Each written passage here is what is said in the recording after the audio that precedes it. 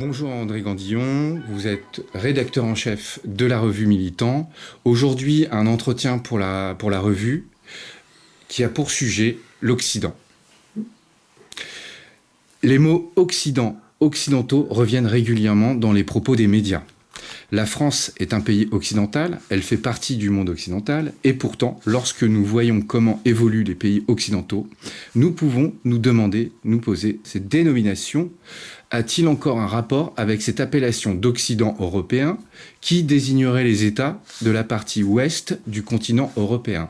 N'y aurait-il pas une matière à confusion? Bonjour Jean, oui. Alors effectivement, le sujet est aujourd'hui extrêmement important car nous entendons régulièrement parler de l'Occident. Cet Occident qui est en lutte contre la Russie, qui est en lutte contre la Chine, qui est confronté au reste du monde. Et effectivement, de quel Occident parlons-nous? Il y a eu, on nous apprend dans les livres d'histoire, Charlemagne, empereur d'Occident. On nous parle aujourd'hui d'Occident, est-ce que c'est bien le même Occident? Alors, quitte à vendre la mèche avant de développer notre propos, il est sûr que entre l'Occident de Charlemagne et l'Occident actuel, il y a une rupture totale. Pour bien comprendre les choses, il faut définir les mots. Je rappelle ce propos de Confucius qui répondait à l'un de ses empereurs, à l'un de ses maîtres, qui lui demandait que dois-je faire pour rétablir mon pays, remettre de l'ordre. Il disait la première chose, c'est de créer un dictionnaire, c'est de rétablir le sens des mots. Et dans le cas de l'Occident, déjà à l'origine, l'Occident apparaît au moment de la coupure en deux de l'Empire romain en 396, lorsqu'à la mort de l'empereur Théodose, l'Empire romain est partagé entre ses deux fils, Honorius et Arcadius. Honorius récupère la partie occidentale, c'est-à-dire la partie, pour tout dire, romaine et latine, et Arcadius récupère la partie orientale, c'est-à-dire ce qui allait devenir par la suite l'Empire byzantin. Et ensuite, le mot Occident a continué par opposition à monde byzantin. On a parlé d'Occident chrétien, et on nous parlait effectivement de Charlemagne, empereur d'Occident. En réalité, à l'époque, Charlemagne ne s'est jamais vu comme empereur d'Occident, mais s'est toujours vu comme empereur romain. Mais il est vrai que l'Occident désigne cette partie de l'Europe latine, chrétienne, catholique, romaine. Et c'est l'appellation qui a traversé les siècles. Cet empire d'Occident a une première fois disparu en 476, lorsque le roi ostrogoth d'Oacre a déposé le dernier empereur romain Romulus Augustule en 476 et renvoyé les insignes impériaux à Constantinople. Mais ensuite, l'idée d'empire romain, d'empire d'Occident, l'empire latin a continué et a été recréé une première fois par Charlemagne, lorsque Charlemagne, après avoir restauré le pouvoir du pape, le pouvoir temporel du pape, a été couronné empereur à la Noël 800. Ensuite, cet empire carolingien, puisque l'on parle d'empire carolingien, a lui-même disparu après le dernier empereur carolingien qui était Charles le Gros, vers les années 1880 et 1890, et a été une nouvelle fois restauré par le fils d'Henri le Wetzler, qui était roi de Saxe, c'est-à-dire celui qui s'est fait couronner sous le nom d'empereur Othon Ier, et de vicissitude en vicissitude, sous le nom de Saint-Empire romain germanique. On peut dire que l'Empire romain d'Occident a duré jusqu'en 1806, à l'époque où Napoléon, après ses victoires d'Austerlitz et de Iéna contre la Prusse, a fait disparaître cet empire romain germanique, la couronne ayant été récupérée par le roi d'Hongrie et le roi d'Autriche, qui est devenu empereur d'Autriche, François Ier d'Autriche, et pendant que le cœur de l'Allemagne devenait la Confédération du Rhin. Voilà pour un rappel historique. Du point de vue de la dénomination, on parle d'Occident.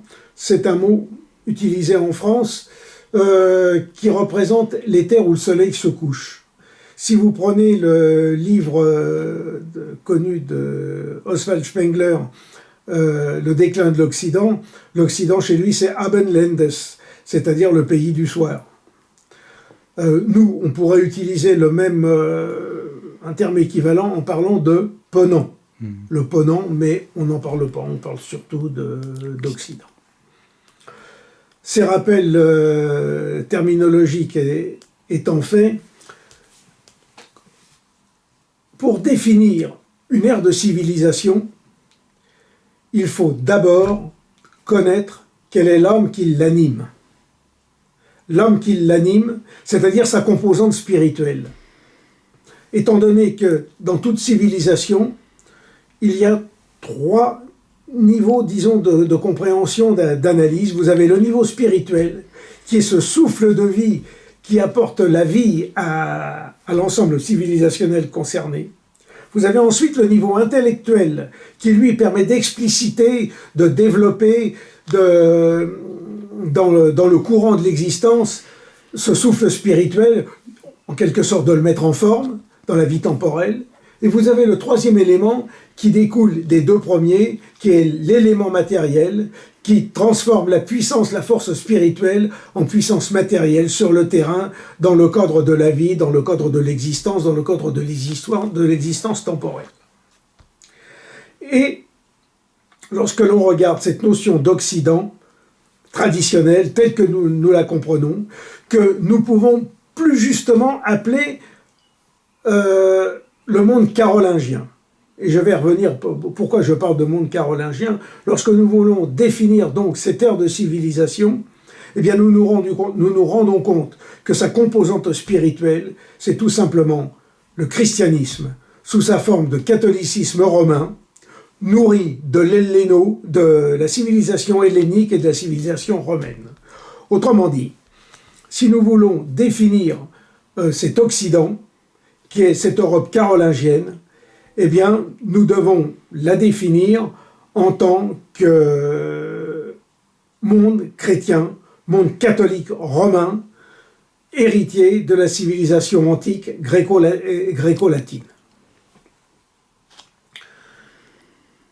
Et je reviens à cette dénomination de terre carolingienne, de civilisation carolingienne, de pays carolingien.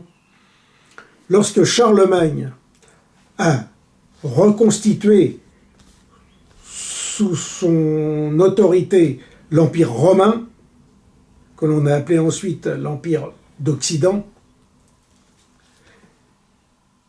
Charlemagne a en quelque sorte constitué un État qui a été la matrice du développement de toute l'Europe jusqu'à nos jours, jusqu'au 19e, jusqu'au 20e siècle. C'est cette matrice carolingienne qui est à l'origine de la civilisation européenne, de la civilisation chrétienne occidentale. Charlemagne, l'empire de Charlemagne comprenait la Francie occidentale, qui est la France actuelle, comprenait les marches de Catalogne, de l'Ebre, puisque le sud de l'Espagne était occupé par les musulmans, comprenait la Germanie, comprenait la Lombardie, une grande partie de l'Italie, et étendait son autorité sur l'Angleterre et sur toutes les terres environnantes jusqu'à l'Elbe et voire plus tard à la Vistule. C'est pour cette raison que nous devons parler d'Europe carolingienne. Et le cœur de cette Europe carolingienne, eh bien, est plus précisément ce que l'on appelle l'Austrasie. C'est-à-dire l'Austrasie, ce sont ces terres qui datent de l'époque de Clovis, qui ont été la matrice aussi de l'État mérovingien, qui s'étend en gros, de la Loire au Rhin. Et quand vous regardez à travers toute l'histoire de l'Europe, ce nouveau cœur de l'Europe, une fois que la région de Rome a été plus ou moins abandonnée, a perdu de sa puissance, tout le cœur de l'Europe, jusqu'au début du XXe siècle, ça a été cette Austrasie, qui est à la fois française et allemande. Les premiers éléments monastiques, vous les trouvez dans cette Austrasie, là où s'est développé Avignon. Mais Avignon, non, c'est beaucoup plus au sud. Évidemment, je vais faire des bêtises. Je parle de Cluny. Ah, voilà. Et je parle ensuite des cisterciens. Je parle de Saint-Bernard, de Clairvaux. Lorsque vous regardez tout ce monde monastique qui a essaimé, qui a envoyé un rayonnement spirituel à travers toute l'Europe, ça part de l'Austrasie. Saint-Bernard de Clairvaux, c'est la Champagne, c'est la région de Troyes. Saint-Bernard de Clairvaux, les cisterciens, c'est la région de Dijon, c'est la Bourgogne, c'est toujours cette ère austrasienne. À cette époque-là, vous avez ce que l'on pourrait appeler les premières manifestations d'entreprises que l'on pourrait appeler modernes. Certains historiens aujourd'hui voient un pré-capitalisme. Eh bien, ce sont dans ces grandes villes-là, ces entreprises agricoles qui recouvraient 3-4 000 personnes et qui étaient organisées autour de moulins, qui produisaient de l'acier, qui produisaient un certain nombre de matériel indispensable pour l'époque. Si vous prenez justement les cisterciens dont je parlais à l'instant, ces cisterciens installaient leur monastère dans une vallée où il y avait de l'eau, où ils pouvaient construire des moulins. À partir de là, ils pouvaient construire des forges, ils pouvaient fabriquer des objets en acier, ils pouvaient développer des tours pour le bois, différentes choses. C'est le cœur de la civilisation européenne est parti de là. Au Moyen-Âge, on a eu les grandes foires de Champagne qui ont été ce cœur, disons, économique de l'Europe. Vous avez ultérieurement, dans toutes ces régions-là, vous avez les savants, tous ceux qui ont développé les premières pensées scientifiques viennent de ces régions-là. Par exemple, on parle toujours, ou on devrait parler, des fameux édits de l'évêque de Paris, Étienne Tempier, en 277, qui, en condamnant un certain nombre de doctrines, de thèses philosophiques, scientifiques, qui étaient contraires à la Bible, contraire à la foi chrétienne. Et là, il faut insister là-dessus. C'est que rien que parce qu'ils se sont dit c'est contraire à la Bible, contraire à l'enseignement du christianisme, ces thèses sont fausses. Et en bloquant des points de recherche de pensée, des ouvertures de réflexion, ils ont réorienté la science de la manière dont elle s'est produite aujourd'hui, qui a permis de sortir, disons, de l'impasse, de la stagnation scientifique qui était celle de la pensée scientifique depuis, disons, le IIe siècle de notre ère, une fois que le miracle grec avait été épuisé. C'est là que sont sortis, par exemple, cet évêque d'Évreux, Nicolas Oresme, qui a été un des grands penseurs économiques, un des grands penseurs scientifiques de l'époque. Vous avez Jean Buridon, qui a été un des maîtres de la science au XVe siècle, et vous avez ensuite tous les développements de la science. Alors on va vous dire, mais oui, vous avez eu Oxford, vous avez eu ci, vous avez eu... Mais tout est parti de ce cœur de l'Austrasie. Vous avez ensuite, même s'il y a beaucoup de discussions que l'on pourra apprendre sur Descartes, mais toute la pensée cartésienne, toute la pensée scientifique est toujours venue en gros, entre la Loire et le Rhin. Et même, je pousse jusqu'au XXe siècle, regardez, l'invention de l'automobile. L'invention de l'automobile, elle s'est faite en France et elle s'est faite en Allemagne sur les rives du Rhin. L'invention de l'aviation, ce sont qui? Ce sont essentiellement les frères Voisin et Farman en région parisienne. Le cinéma, même si on nous dira que le cinéma, c'est pas une invention vitale pour la civilisation.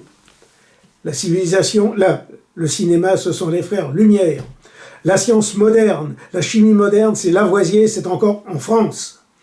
La science physique, elle est née avec des gens comme Ampère, qui venait de Lyon, certes, mais c'était l'ère civilisationnelle austrasienne élargie.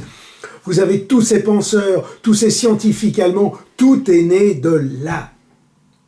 Newton lui-même, anglais, était façonné par la pensée occidentale, par la pensée latine, par la pensée gréco-latine, la pensée chrétienne. Voilà ce que c'est que l'Occident. Voilà ce que c'est que la grandeur de l'Occident chrétien. Et cet Occident chrétien, à travers les siècles, a finalement rayonné à travers l'ensemble de ce que l'on appelle aujourd'hui la civilisation européenne et chrétienne. Alors vous avez eu ensuite, à partir de, je reviens au 9e, 10e siècle, à partir de cette matrice carolingienne, vous avez eu l'expansion de cette civilisation vers le sud avec la Reconquista en Espagne et au Portugal. Vous avez eu l'expansion en Italie, vers le sud de l'Italie. Vous avez eu surtout l'expansion de cette civilisation à travers l'Europe centrale, la Hongrie, la conversion au christianisme de Géza, qui est devenu le roi Étienne Ier. C'est bien sous l'influence de Rome, sous l'influence de cette chrétienté carolingienne. Vous avez même ensuite la Pologne, et vous avez ultérieurement cette Russie qui effectivement est marquée par l'orthodoxie, est marquée par les 3 siècles de domination de la Horde d'Or, c'est-à-dire de la domination mongole. Eh bien, cette Russie elle-même s'est développée du point de vue des arts, certes, à travers l'iconographie byzantine. Tout le monde connaît les magnifiques icônes d'Andrei Roubliev, mais que ce soit le Kremlin à Moscou, que ce soit Saint-Pétersbourg, les églises qui ont été construites, les palais qui ont été construits, ont été dus à des architectes et des artistes italiens pour l'essentiel. Je parlerai des Fradzin à Saint-Pétersbourg, à Moscou, pour le Kremlin de Moscou. Fradzin qui vient, c'est un mot dérivé des Fradzini qui vient de franc. Vous avez les Rastrelli qui ont construit les grands palais de Saint-Pétersbourg.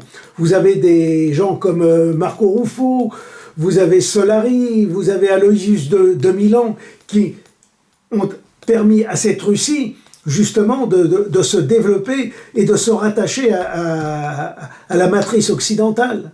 Alors aujourd'hui, oui, effectivement, la Russie n'est pas au sens traditionnel du mot occidental, en ce sens que du point de vue religieux, elle a récupéré la tradition orientale du christianisme, la tradition byzantine. Qu'en plus, elle a été marquée par le chamanisme, qui lui donne une dimension spirituelle et mystique assez extraordinaire, qui manque peut-être en grande partie aujourd'hui au christianisme romain, dont je peux penser que la pensée a été desséchée par le fait qu'on a voulu trop la rationaliser. Mais ça, c'est un autre sujet. Et on peut dire que ça, c'est l'Occident. Et cet Occident, tel que je viens de le définir, eh bien, il s'est perpétué en France jusqu'à la Révolution française. Il a connu ensuite des soubresauts au moment de la Restauration, et le dernier élément, le dernier grand, si on peut dire monarque, même s'il n'a pas régné, la dernière grande expression de l'Occident, eh bien c'est tout simplement le comte de Chambord. Le comte de Chambord qui, lorsque vous lisez ses écrits, est peut-être le plus grand homme politique, le plus grand penseur politique du XIXe siècle. Il faut se pencher sur les écrits du comte de Chambord, qui avait très bien compris, et si, lorsqu'il voulait régner en tant que roi capétien, en tant que roi chrétien, et du fait de la dégradation de la pensée, du fait qu'on avait substitué comme Dieu la raison humaine à la place du Créateur, il ne pouvait plus régner en roi chrétien. Il l'avait parfaitement compris. on lui reprochera toujours d'avoir fait une question de principe du drapeau blanc, mais il avait parfaitement raison, il n'aurait jamais pu régner étant donné la dégradation des mentalités qui s'était produite depuis la Révolution française. Pour l'Europe centrale, la fin de cette Europe, ça a été l'Empire austro-hongrois, avec pour dernier représentant l'empereur Charles Ier. Vous avez, et on pourrait même dire que le dernier avatar, même matinée de modernisme, eh bien, ce sont les fascismes, le national-socialisme, qui, par leur façon d'être, par leur façon de faire, ont voulu restaurer cette Europe en voie de disparition, dans l'urgence, avec beaucoup, on pourrait dire, d'erreurs par rapport à la tradition, parce qu'ils étaient marqués par le rationalisme moderne, mais on peut dire que la fin de la civilisation occidentale telle qu'elle a existé s'est véritablement arrêtée en 1945, quelles que soient les erreurs qui ont pu être commises d'un point de vue factuel par le national-socialisme. Je sais que ce sont des propos tout à fait incorrects, mais d'un point de vue de la tradition historique, c'est de cette manière-là qu'il faut voir les choses. Alors, je pourrais même citer à ce propos, alors là, ce n'est pas moi qui le dis, c'est simplement Polako de Ménasque, qui est un juif, on ne pourra pas m'accuser de dire les choses, qui est dans un livre publié à Budapest en 2005 et traduit en français aux éditions Le Styx, qui s'intitule Vérité et synthèse. Il disait que finalement, Hitler voulait simplement restaurer la grandeur de l'Allemagne, qu'il était parfaitement au courant du rôle majeur et effrayant que jouaient mes congénères, autrement dit les juifs, de la haute finance et du marxisme. En 6 ans, il fit rentrer dans le marché du travail 6 millions de chômeurs. Il élimina la SA-REM qui avait empêché une action synergique vers la restauration de son pays, que des rivalités avaient livré à une pérennisation de la ruine. Il créa le Front du travail, qui ignore la lutte des classes, concept aberrant inventé par des idéologues juifs. Ce front comprenait 25 millions de membres et était la plus importante organisation socialiste du monde. Par ailleurs, et je cite toujours Polako de Ménasque, il cite le professeur Goldhagen qui avait dit sur Arte le 30 septembre 1996 « Je ne suis pas d'accord pour dire qu'il n'y avait aucune liberté dans la société nazie, nationale-socialiste. Plus nous apprenons de choses sur le Troisième Reich, plus nous constatons l'existence d'une certaine liberté. Il y avait des usines, des bibliothèques, des piscines, des congés payés. Les ouvriers avaient une petite maison où leurs femmes pouvaient s'adonner aux soins de leurs enfants et qui ne seraient pas, comme les nôtres, des clients de musique qui tuent, des délinquants, des suicidés, des chômeurs. Il rendit à la jeunesse le sens de l'honneur, de la patrie, de l'idéal. La petite coccinelle Volkswagen était une voiture populaire. La guerre était nécessairement exclue de son programme. Elle fut déclarée à Hitler par mes congénères américains dès 1933. Les visées hégémoniques mondiales de Hitler sont une plaisanterie. Il n'avait voulu que réunifier les pays de langue et d'ethnie allemande. L'Autriche désirait son rattachement au Reich depuis longtemps, avant l'avènement d'Hitler. La Tchécoslovaquie comptait 3 millions d'Allemands dans les territoires du Sudète. Hitler le prit sous son protectorat, car les Tchèques exerçaient une dictature mal ressentie sur les Slovaques et les Ruthènes. Hitler ne recherchait pas une hégémonie mondiale comme les États-Unis et n'avait pas comme l'Angleterre un empire sur lequel ne se couchait jamais. Donc, bon, j'ai fait une citation un petit peu longue, mais tout simplement c'est pour essayer de replacer les choses dans leur cadre et quelles que soient les erreurs commises par Hitler, notamment en voulant transformer les Slaves en esclaves ou autre chose, il y avait un souffle de vie qui marque, pour le moment, la dernière volonté d'exprimer l'âme de l'Occident, même si à l'époque elle était effectivement en partie abâtardie par certains aspects. Alors, aujourd'hui nous en sommes à l'Occident. Et ce que je viens de dire à propos de l'Allemagne et du judaïsme me permet de faire une transition. Car un changement s'est opéré au fil du temps. Un changement extrêmement lent, mais qui a abouti à modifier la composante spirituelle de l'Occident. Nous sommes passés d'un Occident helléno-chrétien, romano-chrétien, à un Occident aujourd'hui qui est un Occident sous la domination du judaïsme talmudique, du protestantisme et du matérialisme. Et avec, à la place de Dieu, à la place de l'ordre naturel, l'instauration comme sorte de divinité, de fausse divinité, la raison humaine autonome. C'est-à-dire que ce que pense l'homme, sa propre raison est la mesure de toute chose. C'est ce qui s'est passé à l'époque des Lumières. Alors, il ne sait pas. En gros, l'Occident dans lequel nous vivons aujourd'hui est une sorte de coquille dont on aurait vidé tout le contenu et on l'aurait rempli par tout à fait autre chose. La composante spirituelle de l'Occident aujourd'hui est du judaïsme politique, du matérialisme et une pensée, disons, qui en est la dérivation antinaturelle, anticivilisationnelle et pour tout dire satanique.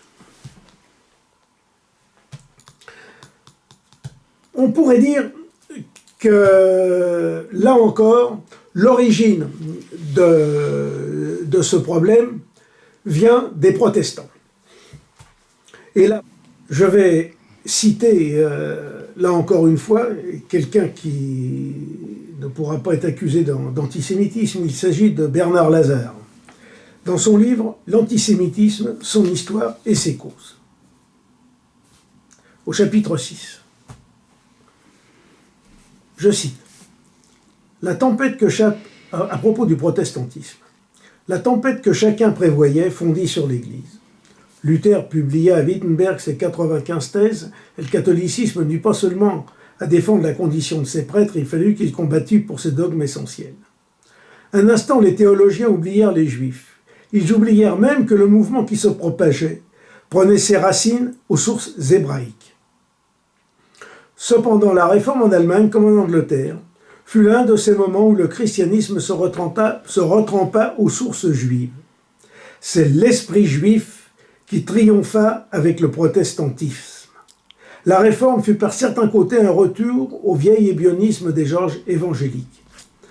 Une grande partie des sectes protestantes fut demi-juive. Des doctrines antitrinitaires furent plus tard prêchées par les protestants, entre autres par Michel Servet et par les deux Socins de Vienne.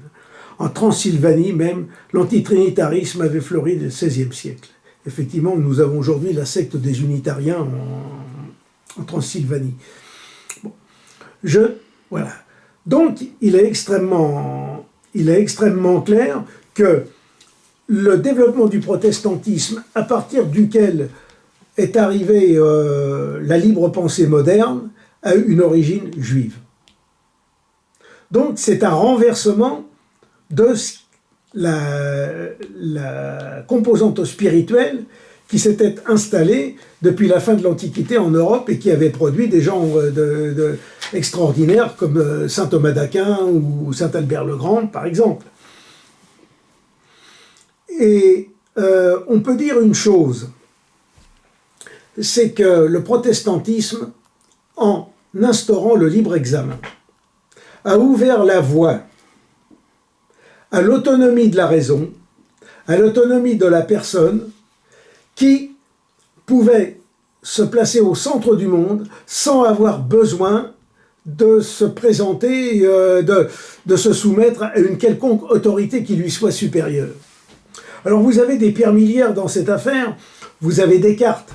Descartes lui-même a posé ce principe de l'autonomie de la raison. Et ce n'est pas pour rien qu'à travers Malebranche, au XVIIIe siècle, se sont développées toutes ces idées des Lumières qui font qu'on a rejeté Dieu et que l'homme s'est placé au centre du monde. Si vous prenez la pensée de Spinoza à travers son Tractatus Theologico Politicus, vous vous rendez compte qu'il a été inspiré du panthéisme et de la Kabbale. Ce sont des choses qui sont tout à fait avérées. Ce sont des choses qui sont tout à fait avérées. Vous pouvez lire, alors là encore, je fais une citation sur Spinoza. Vers la fin du XVIIe siècle, Spinoza avait fait revivre cette doctrine de l'unité de la substance que les kabbalistes de la Palestine avaient autrefois transmise aux gnostiques. Car si le juif d'Amsterdam doit en partie sa forme et sa méthode à Descartes, dont les témérités ont d'ailleurs pu contribuer à faire éclore son système, pour le fond dont il procède en ligne droite de la Kabbale, dont les doctrines panthéistiques s'étaient prolongées dans les écoles juives. Vous retrouvez donc ce genre de... Il est extrêmement clair. Vous avez Alexandre Adler dans Rendez-vous avec l'islam, publié chez Grasset en 2005, qui dit « Partout, ce sont les marins ou crypto-juifs d'Amsterdam, de Londres ou de Bordeaux, de Nantes et d'Angers qui ont tissé ce réseau serré du judaïsme et d'humanisme révolutionnaire, qui débouchera au milieu du XVIIe siècle sur les grandes victoires de la liberté européenne. » Alors moi je traduis ce qu'on appelle la liberté européenne, c'est tout simplement le triomphe de l'antichristianisme et de l'anticatholicisme. C'est-à-dire la lutte, le triomphe de tout ce qui est contre la morale naturelle, de tout ce qui est contre l'ordre naturel du monde. Et alors, on me dirait, mais pourquoi les Juifs?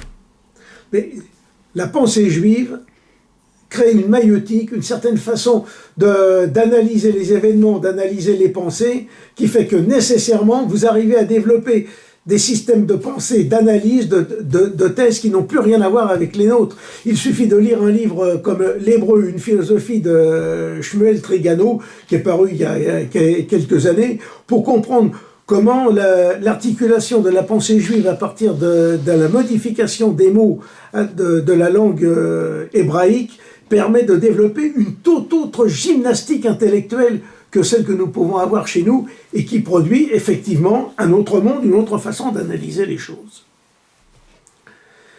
Et nous voyons, c'est toujours pareil, dans le livre de Bernard Lazare précédemment cité, au chapitre 13, il explique comment les Juifs sont au berceau de la franc-maçonnerie. Je ne vais pas développer le sujet, mais il suffit de lire ce livre et vous comprenez les choses. Et Bernard Lazare était lui-même membre de la communauté juive. La maçonnerie qui s'est créée en 1717, avec les constitutions d'Anderson, marque l'apparition, disons, au grand jour de ce renversement de la pensée. La déclaration des droits de l'homme de 1948 à l'ONU est considérée comme la laïcisation des principes du judaïsme. Ce n'est pas moi qui le dis. Ce sont des auteurs juifs contemporains. Bon, vous avez les Illuminés de Bavière, tous ces gens-là étaient inspirés de métaphysique, de pensée juive. Donc aujourd'hui, nous vivons dans un monde où le renversement de la pensée à partir de cette manière de penser juive a abouti, peut-être que c'était pas recherché, mais a abouti à cette situation où nous vivons dans un monde matérialiste, où l'homme étant le centre du monde, imposant sa façon de penser et en disant que ce que je pense aujourd'hui c'est la vérité et ce que je pense demain, même si c'est contraire aujourd'hui, ce sera encore la vérité parce que c'est la raison humaine qui est au centre du monde, fait que nous sommes dans ce monde complètement détraqué qui est aujourd'hui, dans lequel nous vivons. Il faut voir aussi que un autre aspect du judaïsme politique se traduit à travers la finance, à travers le pouvoir de la finance. Ce pouvoir de la finance juive a commencé à s'installer dans les Provinces-Unies, c'est-à-dire dans les Pays-Bas actuels, à partir du XVIe siècle. Et ensuite, dans les années 1640, s'est installé en Angleterre à l'instigation de Cromwell, celui qui a tué le roi Charles Ier et qui a permis à la Banque juive de s'installer à Londres. Et à partir de là, vous avez toute cette matrice de la finance anglo-saxonne qui s'est développée à partir de Londres et qui a essaimé ensuite à travers toute l'Europe via les Rothschild, qui eux, il est vrai, venaient de Francfort, mais ont très vite essaimé dans les contacts avec la Banque juive de Londres, et qui ensuite sont passés de la City londonienne à Wall Street aux États-Unis. Par exemple, John Pierpont Morgan était un agent des Rothschild qui était allé fonder une banque, une succursale, si l'on peut dire, de la banque des Rothschild à New York.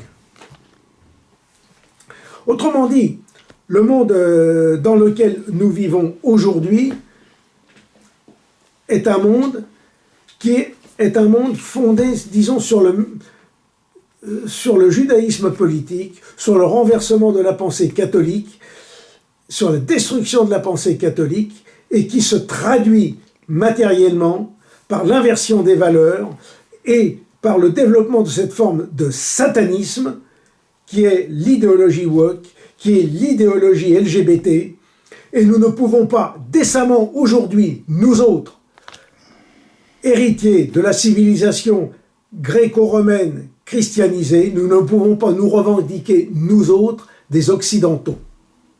D'ailleurs, qu'est-ce que définit l'Occident aujourd'hui?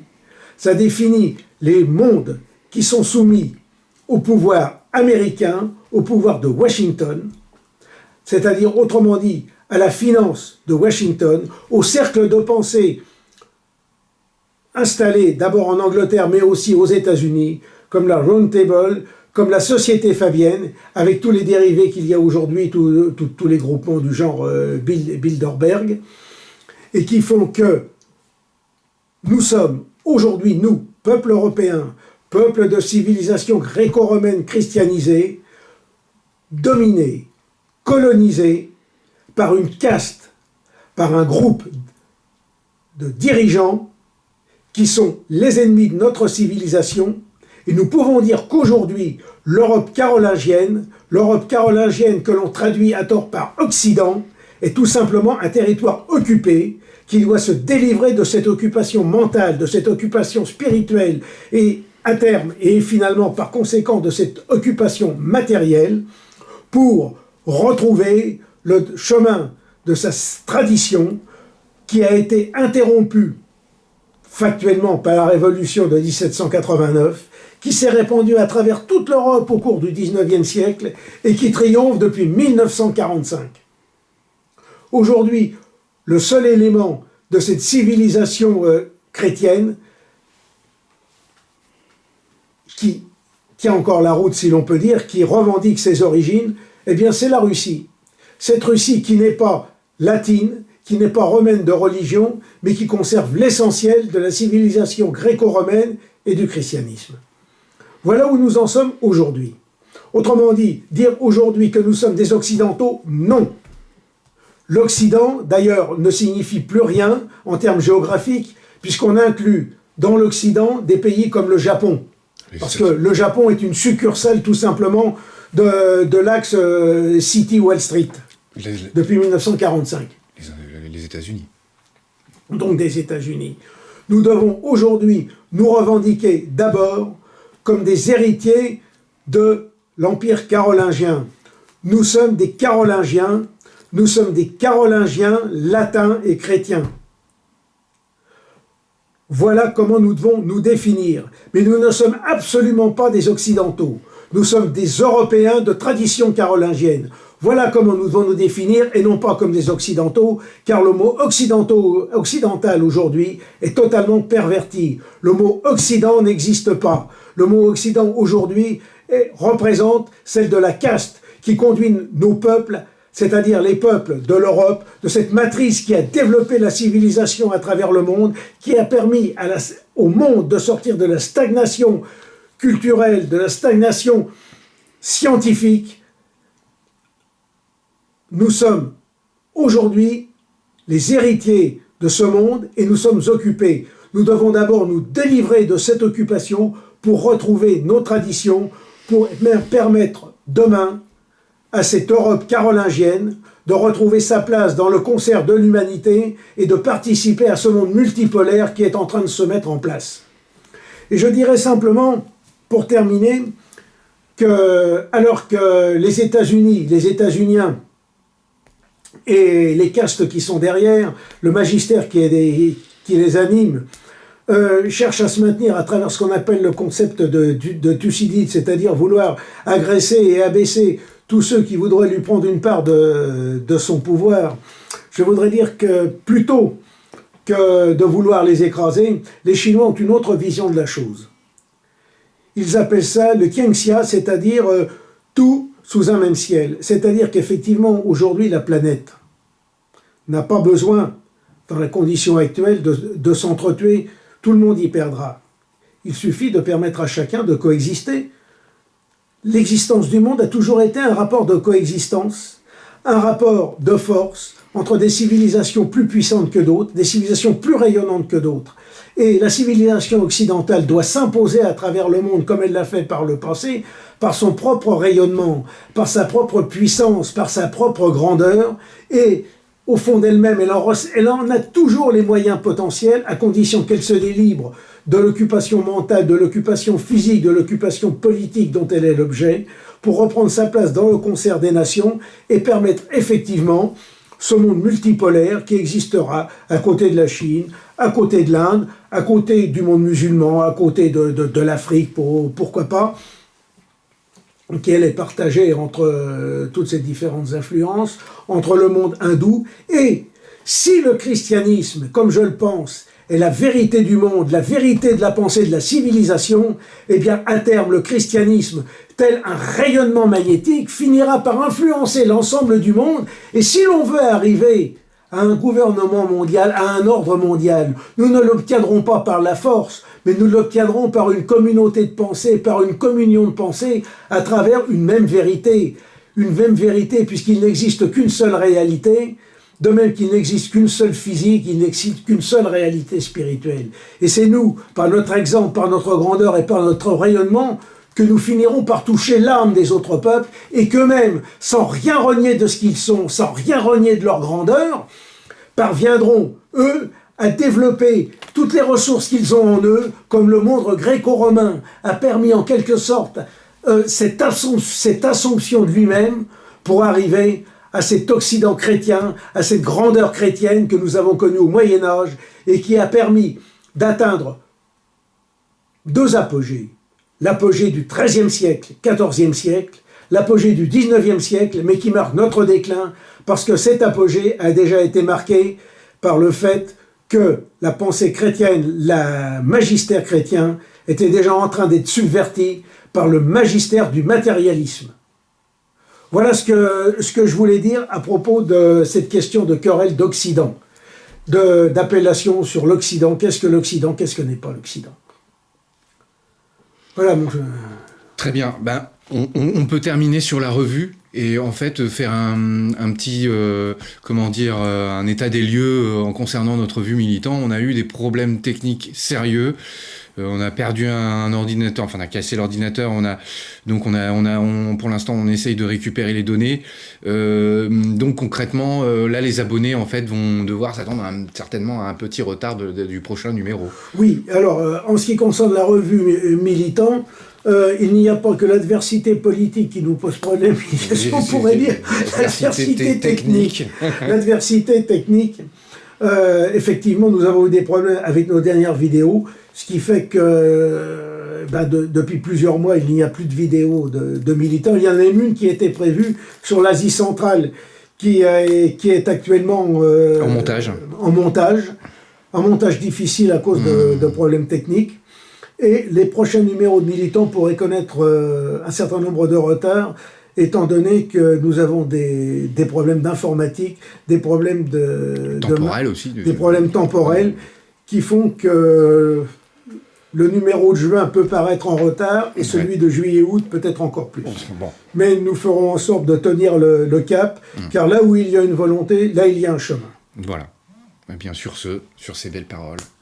Alors je voudrais quand même dire que si vous voulez nous joindre, puisque notre site internet, j'oubliais de le dire, notre site internet a été aussi suspendu.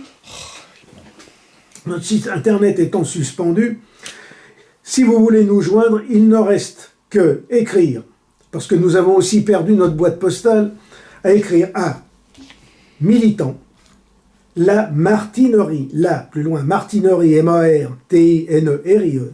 5, route de Jussas, J-U-2-S-A-S. 17 210, Chepniers, C-H-E-P-N-I-E-R-S. Voilà. Je remercie tous ceux qui ont eu le courage, La patience. la patience de m'écouter jusqu'à la fin de cette intervention. Et je leur dis à bientôt. Et je remercie encore Jean pour faire le service technique indispensable sans lequel la revue elle-même ne pourrait pas continuer. Bah, espérons faire ça en fait dans des délais les moindres. Et donc, on espère que d'ici... Donc on sera donc le 19 ou le 20 approximativement, et la vidéo devrait être en ligne. Voilà. Et haut les cœurs, l'avenir nous appartient. Au revoir, monsieur Cantillon. Au revoir, Jean.